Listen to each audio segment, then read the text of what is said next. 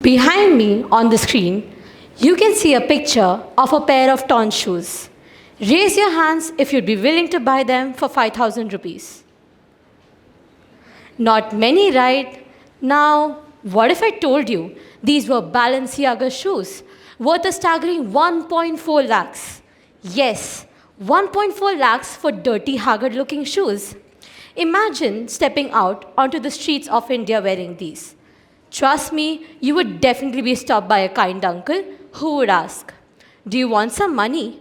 Or, "I know the directions to a cheap cobbler."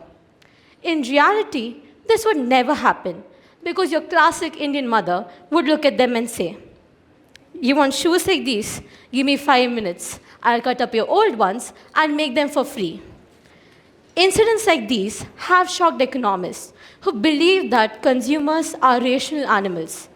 This means that when faced with two identical products, consumers are expected to choose the cheaper option. However, what confuses economists is that people are willing to pay significantly higher for a product that serves the exact same purpose simply because it carries a brand name. This subtly shows the power that brands hold. But what exactly are brands? Brands are not just a logo, a product, or even a promise that a company makes. They are the result of how a customer feels about the product, a mix of trust, perception, and emotional connection. In a sense, a brand is like a reputation. This is precisely why people often prefer branded items. It's not always about the product itself, but the status and identity that comes with owning something associated with a well-known name.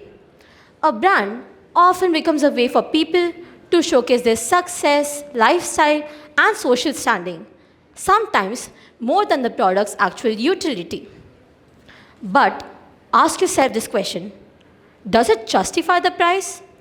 This question alone won't make you rethink your choices. After all, it's hard to resist the urge to show off your brand new Jordans to your friends, even when they serve the exact same purpose as an ordinary affordable pair. But this isn't even the worst part. On the screen, you can see two water bottles, one from Bisleri costing around 20 rupees, and the other from Fiji costing around 250 rupees. Both are just water. How much difference can there really be? Then there's a basic ink pen for 20 rupees versus a Parker pen for 400 rupees. Should you really be paying 20 times more for just an ink pen? The list goes on. Time and again, we find ourselves paying 10, 20, or even 50 times more for a product that serves the exact same purpose simply because it carries a brand name. Think about the luxurious products you own. Did you buy them purely because you appreciated the quality, or was it because your favorite celebrity uses them? It's not entirely your fault. This is a tactic that brands use. They often hire famous celebrities as brand ambassadors because they know that many people look up to them. When a person you admire promotes a brand, you automatically feel that only by using that product would you look cool and popular in your social circle. I have fallen into this trap too. 2 years ago, I saw that John Jungkook, a singer I really loved, had become a brand ambassador for Calvin Klein jeans. Immediately, I rushed to my mother and begged her to buy a pair for me. She gave me a puzzled look and reminded me that I had just bought two pairs the previous week. However, I was relentless and I splurted out, "But Mama, look at these jeans. They look so cool. If I wear them, my friends would be so jealous." My mom was shocked that I wanted to spend 10,000 rupees just to make my friends jealous. When I thought about it, I realized I wasn't buying them for their quality or comfort. I wanted them for their brand and to show off. Next time something like this happens to you, ask yourself, am I buying this because it's truly worth the price?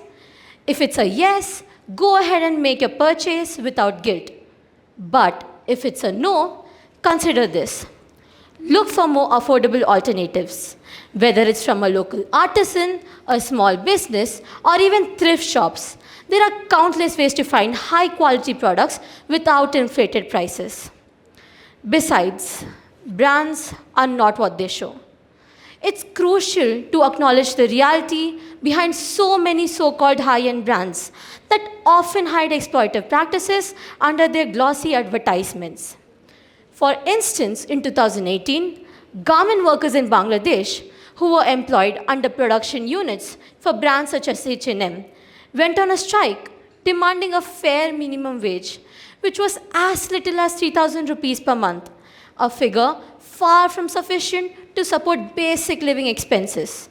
Workers at many brands are not treated properly, facing issues such as inhuman working conditions and hours, minimal pay, and a lack of basic benefits. Next time, remove the blindfold that brands put on your eyes and question the unfairness that goes behind the scenes. At the end of the day, brands may promise status, but they shouldn't define your worth.